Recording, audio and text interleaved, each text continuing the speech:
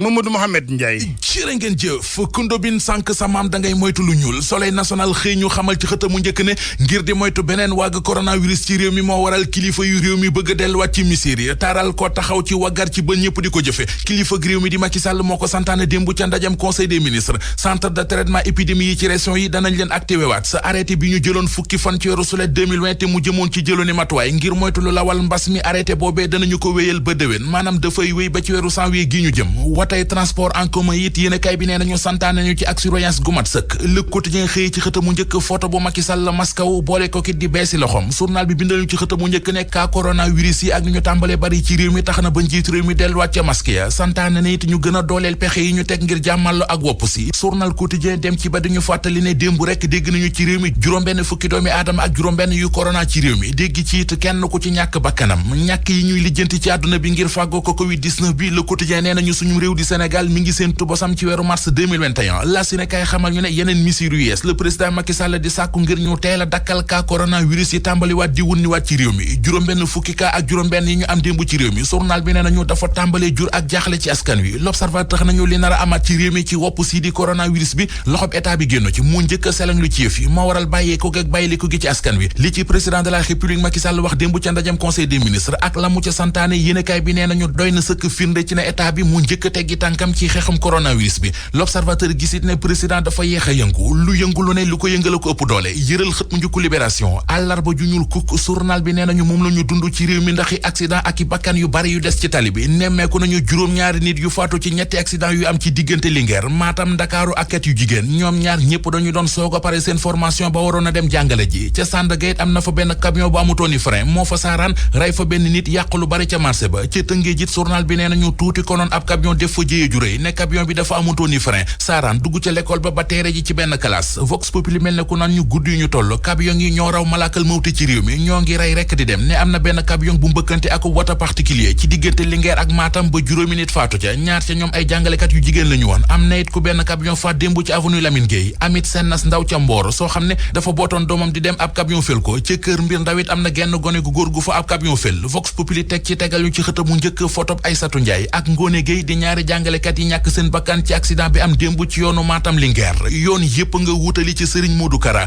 anki dina kay moo ko bind ci xëta mu njëkk coowal daara de redressement yi ñu Serigne Modou Kara moo ko moom ñi ci jàppoon toll ci ñeen fukki nit ak ñett anki dina kay nee nañu wax nañu ci enquête ba ne li ñu doon def yépp Serigne Modou Kara moo leen ko sant xaalis bi ñu doon amee ca centre de redressement yi sax Serigne bi la ñu ko doon jox xaalis bi ñu doon amee ca centre de redressement yi sax Serigne bi la ñu ko daan jox centre de redressement ba ci Guédiawaye wax nañu ne ba ñu ko sosee ak léegi mat na fukkeet ak ñeent suur nañu problème yaa ngay door nag li yéene kay bi bind ci xëta mu njëkk moo di yëf yi mi ngi gën di compliqué ne ñeent fukki nit ak ñett yi ñu jàppoon ci yëf yi jotoon nañ leen a déféré démb waaye li ñu naan retour de parquet la ñu am li procureur bi wax ci dossier bi ba tax mu nar a dem instruction source mi ngi ñu koy yeggee ci page 3 ba wax ñu it ne ci waxtu yi di ñëw dinañu tànn juge bi war a lijjanti yëf yi l'observateur nañu am na beneen pression bu ñëw gàlleeti ci justice réew mi ñiy xeex àq ak yelleefu doomu aadama di droit de l'homme yi ñëw jóg yëkkati seen kàddu di sàkku ci justice bi ñu wax ci lii ñu naan kara sécurité jëla ko ci dëkk bi di Ndindi askanoo fa nekk l'observateur nee nañu mer nañu ba futt ubbil yéenekaay bi li leen metti ba def leen ñëggi-ñëggi xol Matar Sylla mi amee seen kàddu mi ngi koy wax ci biir l'observateur yoon wi dox ci diggante chef-lieu d'arrondissement ak commune bu Ndindi toll ci ñaar fukki kilomètres ak juróom la ñu bëgg ñu defal leen ko goudron ab rang-rang moo fa nekk di leen bëgg a rey di rang-rang bu yàgg boo xam ne nee nañu atum 1970 la ñu ko fa defoon boobee ba léegi ku mas a falu ci réew mi dem nañu ca yow jooytu la talib Ndindi bi waaye ay diggee kese dara du ca topp loolee moo waraloon keroog ñu wàccoon ci mbedd yi doon ko ñaawlu ak di ko naqarlu. Universel Pousse ngir mën a wàññi si lu yàgg lii di mbasum coronavirus bi moytandiku itamit suñu hôpitaux yi daal di fees ci beneen wàll ba moom Macky Sall daal di porox ndoll ci bés bu ñuy màggal àdduna wërngal këpp doomu aadama yi amee laago ci ñetti fan ci weeru décembre bi solos ñu wëyal bu baax programme yaatal li di carte d'égalité des chances waaye tamit financement projet ak lépp luy indi koppar jëme ko ci ñooñee waaye tamit ñu daal leen di jël bu baax ci fonction publique ak banqaasu nguur gi ak quota boo xamante ni dañ koy daal di fixé ci loolee sax daal nay woo gouvernement bi mu xool bu baax ñu daal di jëfee bu baax loi d'orientation sociale numéro 10/15 bu 6 juillet 2010 jëm ci promotion ak aar ak yelleefu doomu aadama yi dund ak laago. jërëjëf Abdoulaye Diop lu jëm ci wàllu yokkute gi ñu nemmeeku fan yi ñeel limab ñu amee jàngoro coronavirus kuréel ak wér-gu-yaram gi di waa And Gueusseum ñoom nguur gi lañu ci joxoñ dañoo gis ne moo xaw a ba loxoom ci wàllu doxalin ak it du anticiper maanaam di gàttandu yëf yi Mballo Dia Thiam ak mbootaayam ñoo ni gisee bu nu sañoon kilifa it recruter ci weneen wàll ñi di ab personnel maanaam yokk li mëpp ñi liggéey ci waa kër docteur ngir gën a mun a taxawu askan wi ci xeex geeg jàngoro ji Mballo Diacaam ak Ndate Diop. gis nañu ni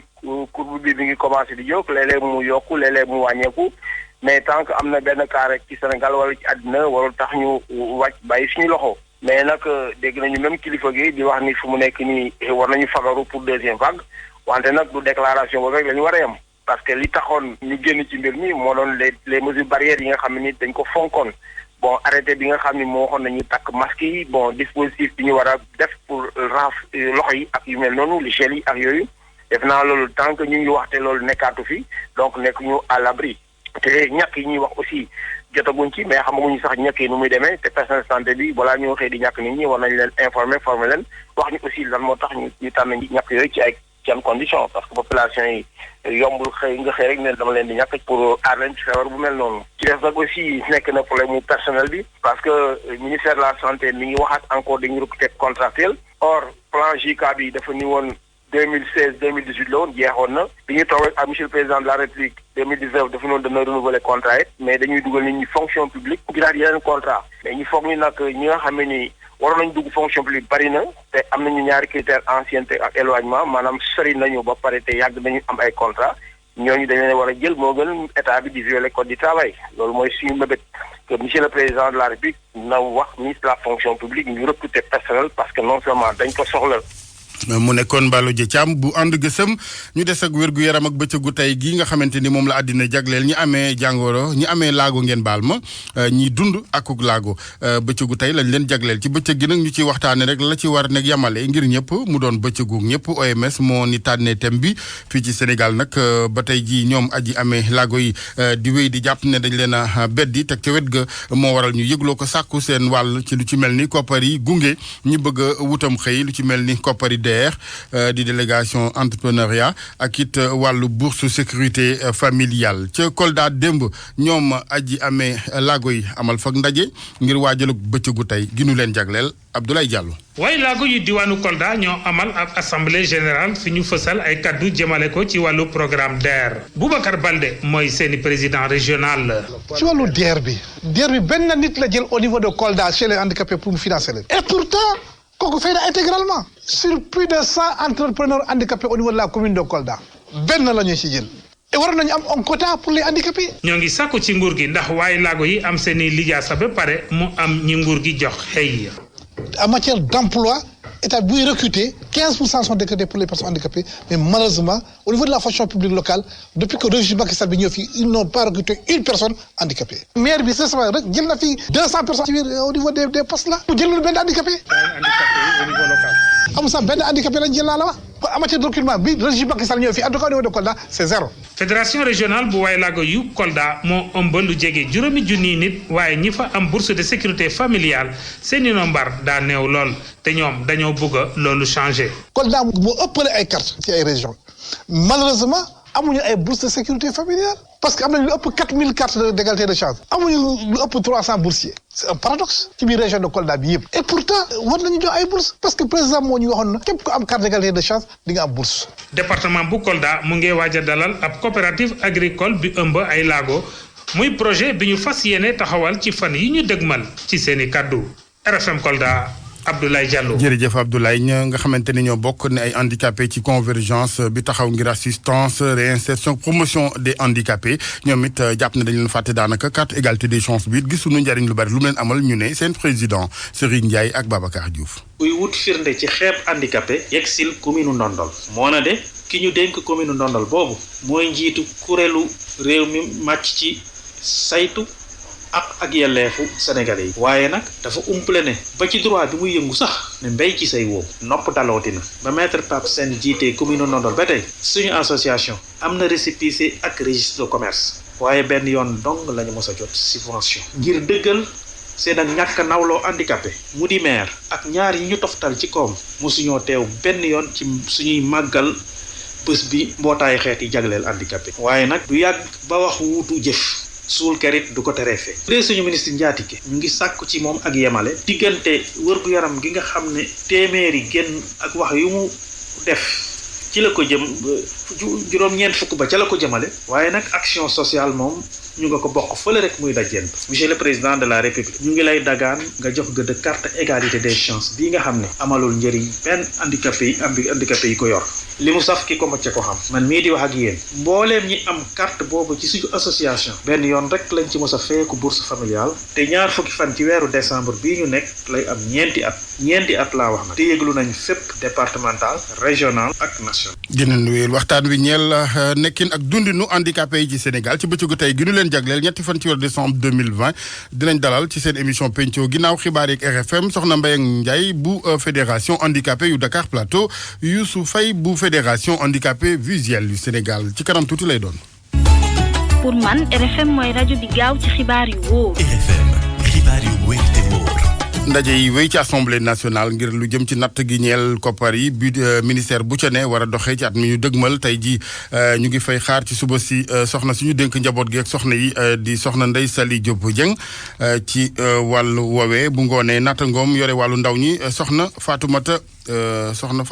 Nene Fatoumata Tall ngeen baal ma. woto budget ministre de la justice moom démb la woon maître Malick Sall diggam ak député Mamadou Lamine Diallo xawoon tàngas lëf ndax député bi ci xibaar dafa jàng bataaxal tukkee ci journaliste Adama Gaye bi ñuy toppee woon offense chef de l'État ministre bi wax na it lu jëm ci wàllu ay laaj jëm ci ñi jàpp de CREI yi daanaka mook furna bu gëmma yam Pape Balla Gueye. mu nekk cib gàddaay journaliste bii di Adama Gaye turam nag fës na loolu ci assemblée nationale gile. Il dit à l'assemblée nationale qu'il n'est pas un insulteur. moom dafa wax ne du saagakat dañ ko noot ko ca prison foofu ca pyramide yu Égypte moom warskatu xibaar la consultant bu ay moromam ràññee fépp ci àddina bi. par ses pairs partout dans le monde. voilà la quintessence donc de cette lettre. taxawaayug Mamadou Lamine Diallo goo xam ne nag neexul dara maître Malick Sall. un député venu devant cette auguste assemblée. ab député ñëw fii di jàng lettre ab nit koo xam ne yoon da koo topp ñu may ko bayab nëgandiku muy wax lu ne nguur gi man dama jàpp ne député waru ñëw ba fii di wax yenn message yi dafa am fu ñu koy war a waxee message bu ne ak fu ñu koy waxee te sax dossier boobee mu ngi ci kanamu yoon. de judiciaire qui a jugé et qui est en train de juger une affaire qui est en instruction. moom jëwriñ ji ñu donc wàllum yoon bari ay laaj yoo xamante ne tegal nañ ko ci taabal gi moo xam longue détention yeeg lépp lu jëm ci liggéeyu CREI gi nga xam ne njort nañ ne dafa taxaw maître Malick Sall di indi ay leeral. la CREI fonctionne encore. il y a un CREI mu ngi fonctionné ay bànqaasam ñu ngi fonctionné bu baax a baax dañu deful bruit rek waaye na ñëpp xam ne mu ngi fonctionné bu baax a baax. là-dessus mais je peux vous assurer qu'elle fonctionne très bien. budget 2021 bu ministère de la justice ñu daal di koy natt ci lu tolloog fukk ak juróom-ñetti milliards ci suñu xaalis majorité député yi ñoom ñëpp ñoo ko ànd wote. jërëjëf ñu daal di waxtaanee kaso yi ak li nga xamante ne mooy péexal mi ñeel kaso beeg lim ba cay dem ministre de la justice ba tey maître Malick Sall xam le ni ci lu yàggatul daañ doxalee beneen xeetu doxalin boo xamante ni du rek bokk ak jël nit ñi sërxal ci kaso yi waaye dañuy leen di takkal ay bracelet maanaam xeeti lam yoo xamante ni bracelet électronique ngir kon ñu mën a daal di tegoo seeni daan fi leeg ñuy ubbi ay kaso yeneen. Malick Sall ni waxee démb ci kanamu assemblée nationale nattangoom bi yore wàllu l'armée gi Sidiki Kaba it mu ngi woon ci kanamu assemblée nationale moom woteel nañ ko budget am 355 milliards yu tegal 347 millions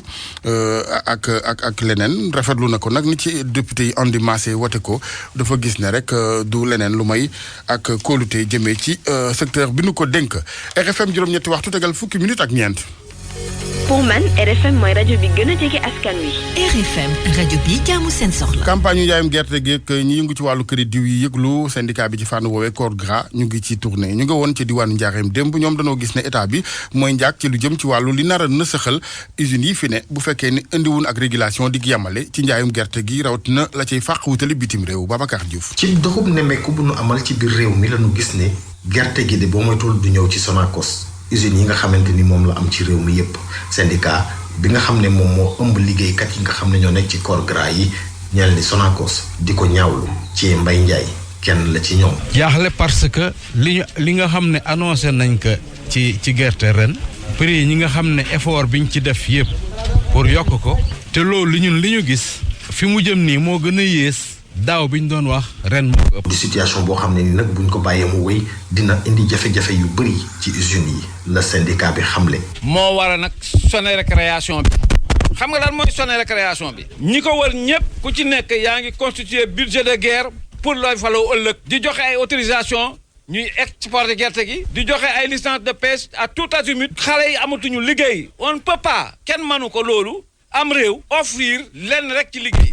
dawal Jakarta wala marchand ambulant. loolu yi tax liggéeykat Sonacos yi ne nguur gi ak ñëpp ñi nga xamante ni ñoo nekk ci filière bi nanu fexe sàmmonte kàddu yi nga xam ne yëkkati woon nañ ko. état bi effort yi mu fournir yi mu def yëpp pour jëlaat Sonacos ci loxoy Abba Jaber li mu ci def ci alal. pour mun a fay si redresser Sonacos parce que dafa daanoo ndax ay bor fay loolu lépp ba Sonacos fi mu ne nii mun a liggéey porte économie wu réew mi donc buñ ko mënul jàppale moom mu yanu li mu war a yanu ci ay liggéeykat ci ay impôt économie gi réew mi ñun dañu xamul état bi lan la. buñ ko deful nag bu semaine bi jeexee dinañ gën a teengal xeex bi ak li nga xamante ni moom la ñuy wooye bradage des ressources ak yàq industrie locale bi nga xam ne moom la ñuy tuumal nguur gi. Diourbel RFM Babacar. jërëjëf Babacar gis-gis boobee tukkee ci waa Sonacos ak syndicat corps gras yi CNCR yittewoo kaw geeg mbay mi àndul ak ñoom jàppul ne atte bi ñu defal nguuru Sénégal gu wér la ñoom CNCR dañoo rafetlu sax ni campagne gerte gi demee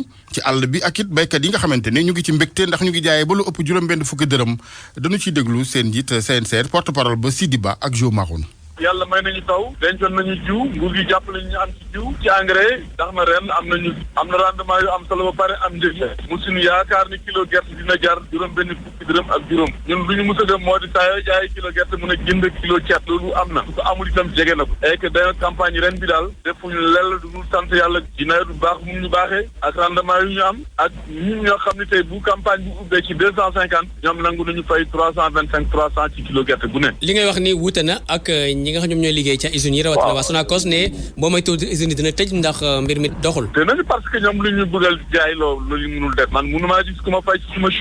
bëri ko gerte juróom-benn junni ma di ko jaayee juróomi junni loolu calcul économique et d'autant plus que ki lay ne naa ma ko jaay juróomi junni bi ko so bu sa bët xonqee ci soo ko jàppale wulu pour nga am jiw jàppale pour nga am engrais ren atum Covid la ñu génne mais dégguñu benn plateforme paysanne wala benn mbootaayu béykat bi Sonacos jàppale ci Covid bi et loolu yëpp dana loo xam ne lii ñun suñu jëmu bopp maanaam njort nañu ku leen jàppale nañ jàppale nit ñi balaa ñu leen di yëg ci rajo yi balaa ñu leen di yëg ci télé yi rek période jot nga xam ne béykat xamoo nu mu def ba am jiw xamoo nu mu def ba am engrais xamoo nu mu def ba duwee ay suuf ngir béy kenn ko nag ma jaay ci sa kilo gerte juróomi junni kooku ñun mënuñu ko dégg nañu diversifier seen offre mode yi di def diwlin di def chocolat di def beurre d'arachide di def saabu di def rakkal bi moom suñu nalee diwlin bi ci lañ koy génn même xool litu gerte gi am na njëriñ.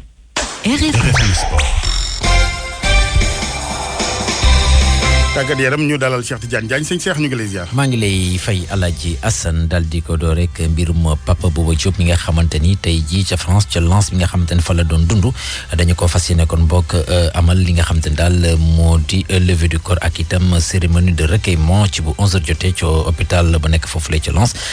moom nag Papa Bouba Diop ci fàttali jot naa kon bokk football ci équipe boobule ci atum 2001 jàpp atum 2004 bu loolu weesoo nag li nga xamante ni daal moo di néew li dañ ko yóbbu ci aéroport Charles de Gaulle bu Paris mu fanaan fa laata nag mu yegsi fii ëllëg ci bu 15h30 jotee ci aéroport international Blaise Diagne bu Diass ci teewaay njiit réew mi di Macky Sall. ñu daal di waxtaanee bi yoon mbirum jaraaf bu Dakar ñoom nag ni ki démb lañu naroon bawoo fii ni Dakar daal di wutali Abuja ca Nigéria foofu nag ngir waaja soobu seen jongante seen diggante ak ñi di waa Canon Pillars bu Nigéria waaye ñoom démb gannaaw bañ demee ba foofu la ci aéroport am ay mbir yi nga xam te dara moo ci daal di laxasu ba tax kon bokk voyage gi ñu daal di ko kon bokk tëbal ba ëllëg di ajjuma ñoom sax jàpp leen ni gannaaw loolee sax ki nga xam te ni moo di seen vice président yore section football di Youssou Dial am na ay kàddu yi nga xam ne daal indi na ko ci lu waral kon bokk lu ni mel daal di am ñu déglu ko ci micro Youssou Bodian.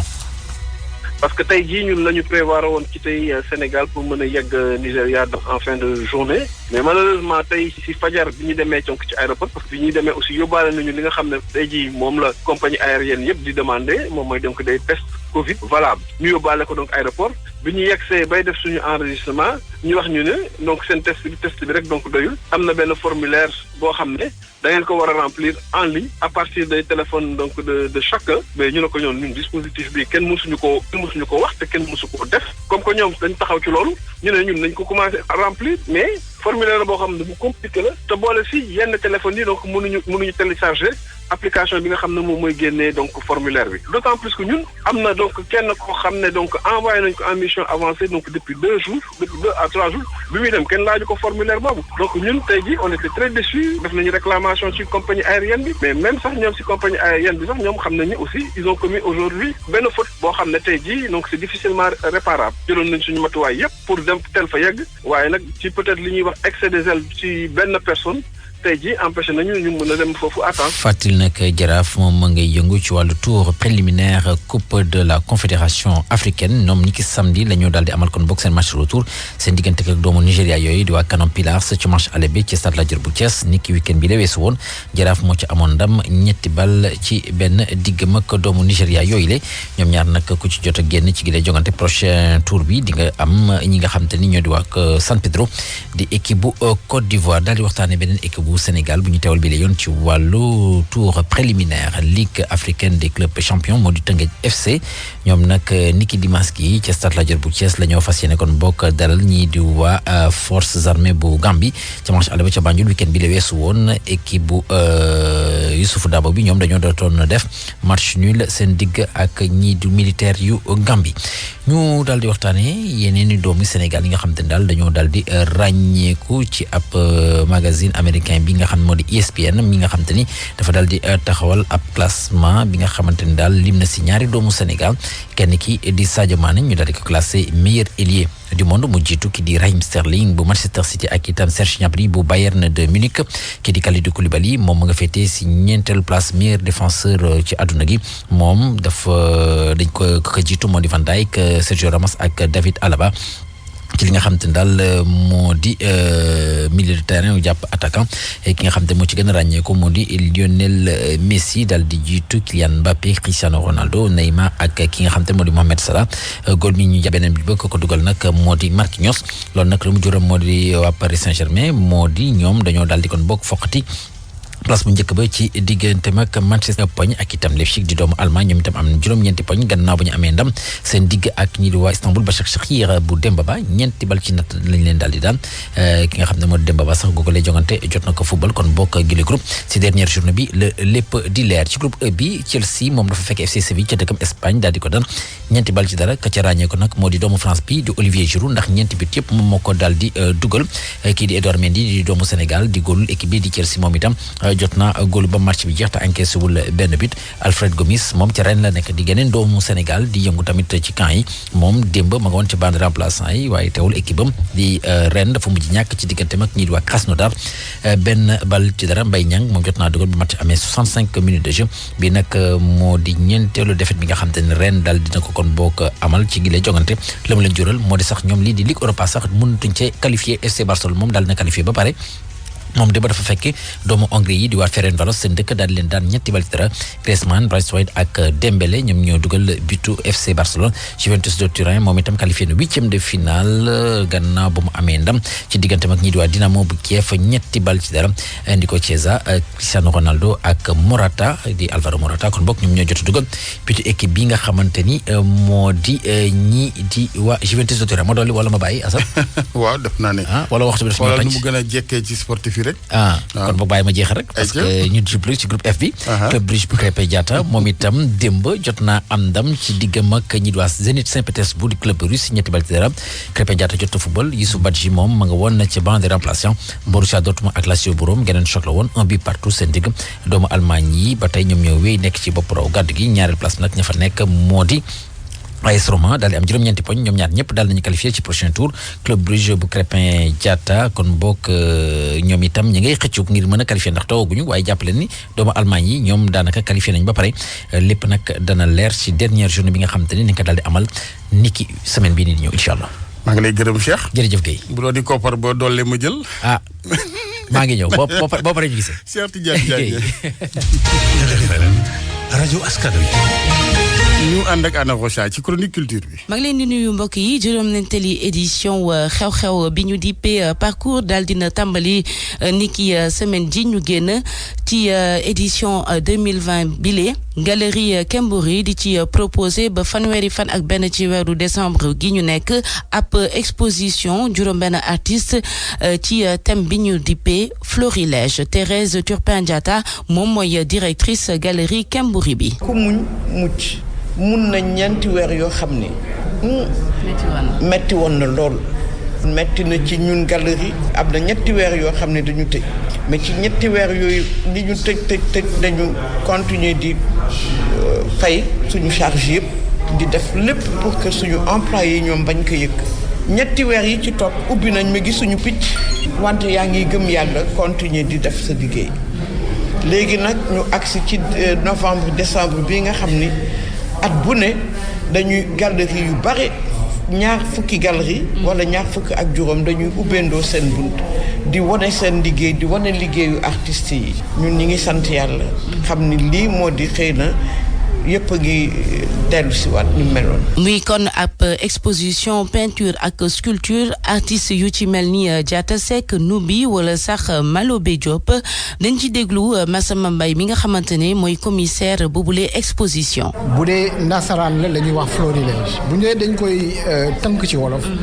lim ñuy indil mooy tontóor tontóor mooy li nga xam ne moom la garab bi di génne. parce que am na suux ci garab bi et suuxu garab bi moom mooy indi tontóor moom mooy indi meññeef mooy indi li nga xam ne askan bi mën nañ ko jëriñoo bu dee dañu wax tontóor après période bi nga xam ne mbas mi sonal na nit ñi sonal na économie bi sonal na artistes yi ci boppam parce que am na ci ñoo xam ne dañoo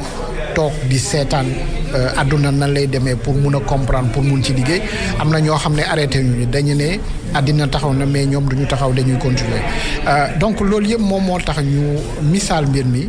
ci mbirum tontóor mbir mu dencu la feeñ et li ñuy feeñal mooy li nga xam ne moom la askan bi moom loolu li nga xam ne moom la doomu aadama moom mooy mun a gistu situation bu mu munti nekk et jógee ci mbir moomu noonu